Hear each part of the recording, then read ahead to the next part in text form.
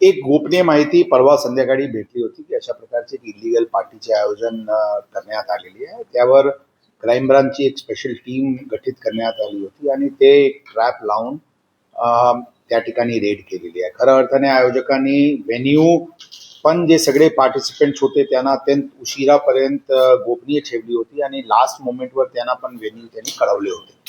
हे सर्व जे प्रिलिमिनरी इन्फॉर्मेशन आल्यानंतर जे प्रिलिमिनरी खात्री करण्यात आली त्या अनुषंगाने तिथे काही अवैध होणार असल्याची आमची खात्री झाली होती आणि त्या अनुषंगाने ही कारवाई झाली.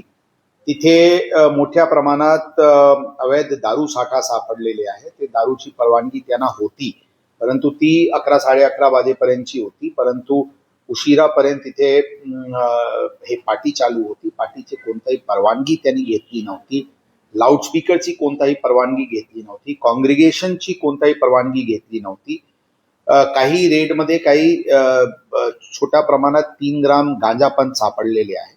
मोठ्या प्रमाणात युवक युवती त्या पार्टीमध्ये होते. ऑर्गनायझर्स आणि त्याचे पूर्ण जे इकोसिस्टम आहे, त्यांचे पूर्ण जे टीम्स आहेत, त्यांचे विरुद्ध गुन्हा दाखल करण्यात आलेली आहे. तपास सर्व दिशेने आणि सर्व दृष्टिकोनातून इन्क्लुडिंग टेक्निकल इन्व्हेस्टिगेशन सुरू आहे. जे कोणी अशा प्रकारचे हे आयोजनामध्ये ज्यांचे प्रत्यक्ष अप्रत्यक्ष सहभाग होता, सर्वांचे विरुद्ध कडक कारवाई करण्याची भूमिका पोलिसांची आहे. तपास सध्या प्राथमिक स्टेजवर असल्यामुळे याचे व्यतिरिक्त काही माहिती सध्या देणे शक्य नाही.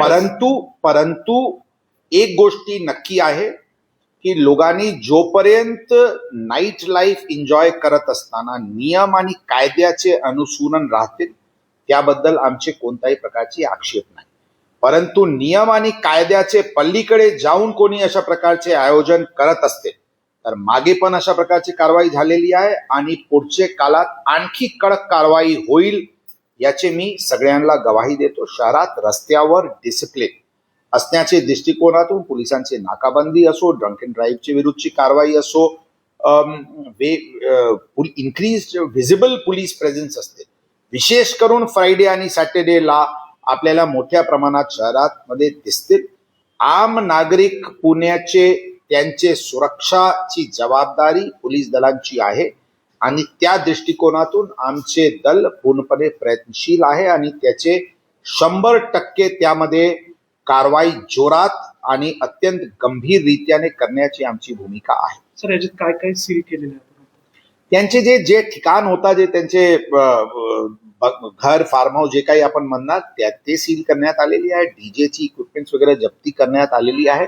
आता सर्वांचे टेक्निकल दृष्टिकोनातून इन्व्हेस्टिगेशन सुरू आहे आणि पूर्ण जोरात आतमध्ये जाऊन जे काही इकोसिस्टम जसं मी म्हटलो या आयोजनमध्ये होते त्याच्यावर कडक कारवाई करण्यात येईल. आम्ही आपल्याला सांगतो, आमचे स्पेशल टीम्स अत्यंत बारीक रीत्याने सोशल मीडिया मॉनिटरिंग करत असते अशा प्रकारचे पार्टीज बद्दलची.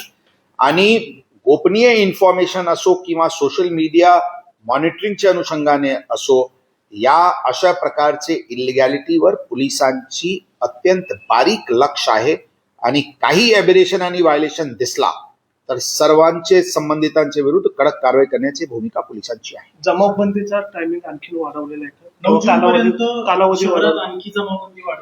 जमावबंदी कधी नव्हता. जमावबंदी आज पण नाही है. आपण हे लक्षात ठेवा. रेग्युलेटरी नोटिफिकेशन 37(1)(3) पोलीस ऍक्टचे अंतर्गत आंदोलनचे परवानगी घेणे इत्यादी या कंडिशनचे असते. जमावबंदी वगैरे सारखे कृपया करून या कन्फ्यूज करण्याच्या दृष्टिकोनातून हे करू नये. कोणताही प्रकारची जमावबंदी किंवा कोणी लॉकडाऊन म्हणते अशा काही गोष्ट नाही. गोष्टी स्पष्ट आहे. जे काही रस्त्यावरचे हॉकिंग आहे किंवा पान टपऱ्या आहे किंवा फूड स्टॉल जे रस्त्यावर लागत असते